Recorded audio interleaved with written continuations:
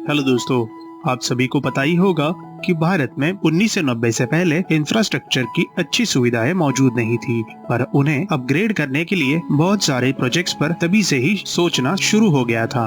और उसी में से एक था मुंबई पुणे एक्सप्रेसवे, जिसके तहत महाराष्ट्र के मुंबई और पुणे शहर को एक 6 लेन वाले एक्सप्रेसवे के माध्यम से जोड़ा जाने वाला था। इसके लिए पहला रिपोर्ट 1994 में सबमिट किया गया और तभी इसकी कॉस्ट लगभग $160 मिलियन की रखी गई, जिसे आखिरकार 2002 साल में ऑपरेशनल किया गया। इस एक्सप्रेसवे का ऑफिशियल नाम महाराष्ट्र के पूर्व चीफ मिनिस्टर यशवंतराव चव्हाण के नाम पे रखा गया है। इस हाईवे की कुल लंबाई 94.5 किलोमीटर की है और यह अपने रास्ते में खंडाला के घाटों से होकर गुजरता है। यही इस एक्सप्रेसवे की सबसे बड़ी समस्या है। तो आज हम इस वीडियो में देखेंगे कि कैसे इस प्रॉब्लम को सॉल्व किया जा रहा है, इसके लिए कैसा ऑल्टरनेट रूट बनाया जाएगा, उसकी क्या विशेषताएं होंगी, उसके लिए कितना खर्चा आने वाला है और उससे क्या फायदा होगा। बहुत सारी बातें हैं इस वीडियो में जानने के लिए, तो वीडियो अंत तक जरूर देखें।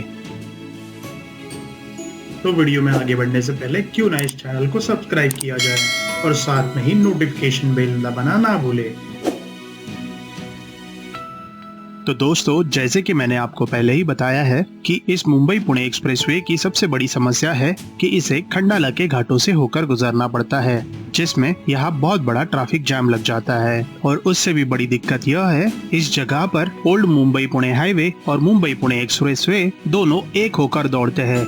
इस वजह से 10 लेन पर चलने वाला ट्रैफिक 6 लेन पर सिमट जाता है और इससे बहुत बड़ा ट्रैफिक जाम लग जाता है। इन्हीं समस्याओं को सुलझाने के लिए सेंट्रल गवर्नमेंट और महाराष्ट्र गवर्नमेंट मिलकर एक प्रोजेक्ट चला रहे हैं, जिसे मिसिंग लिंक के नाम से जाना जाता है। इस प्रोजेक्ट के तहत एक लोनावला और खंडाला के लिए बाईपास बनाया जाएगा, जो इस रोड पर यात्रा करने वाले यात्रियों को खंडाला घाट के ट्रैफिक से बचने का एक पर्याय उपलब्ध करा देगा।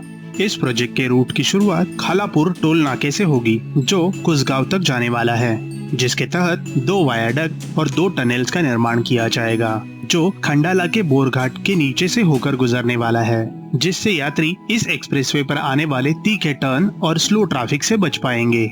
अगर हमें इस वक्त खालापुर टोल नाका से कुसगांव तक का सफर अभी मौजूद एक्सप्रेस हाईवे से करना हो तो हमें लगभग 19 किलोमीटर की यात्रा करनी पड़ती है, पर यह प्रोजेक्ट तैयार होने के बाद यही यात्रा हम 13.3 किलोमीटर में पूरी कर पाएंगे, जिससे यात्रियों का अंतर 6 किलोमीटर से कम हो जाएगा और उनके ट्रैवल टाइम में से 20 से 25 मिनट का वक्त कम किया जा सकेगा।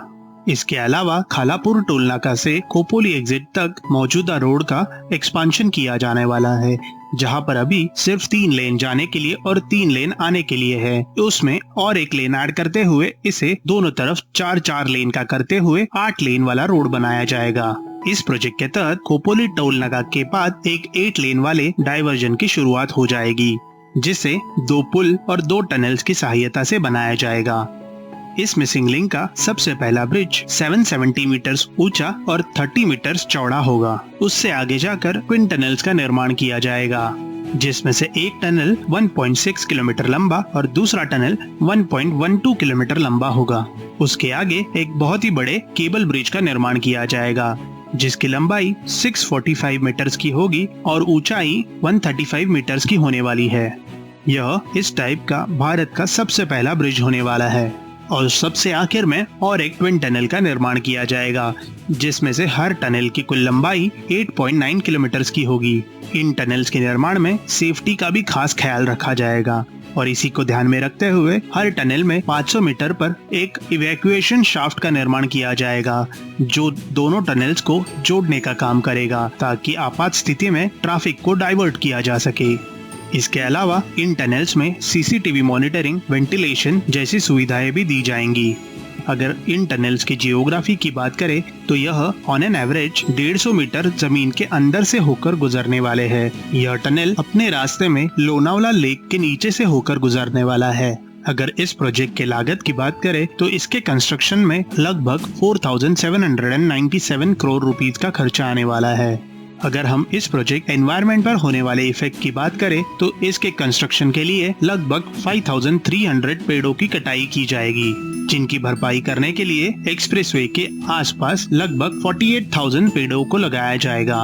और अगर हम रिटर्न ऑन इन्वेस्टमेंट की बात करें, इस प्रोजेक्ट के पूर्ण होने के बाद हर 10 साल में ट्रैफिक और टोल कलेक्शन को रिव्यू किया जाने वाला है। अगर हम इस प्रोजेक्ट के टाइमलाइन की बात करें तो इसे पहले फरवरी 2022 तक कंप्लीट किया जाने वाला था, पर कोविड की महामारी की वजह से इसके कंप्लीशन में देरी होगी और इसे सितंबर 2022 तक कंप्लीट कर लिया जाएगा। तो दोस्तों, आपको क्या लगता है, ऐसे प्रोजेक्ट्स के लिए इतने सारे पेड़ों की कटाई करना उचित है या नहीं? यह हमें कमेंट करके जरूर बताएं। तो दोस्तों, ऐसे ही और वीडियोस देखने के लिए ऊपर वाले आई बटन पर क्लिक करना ना भूलें।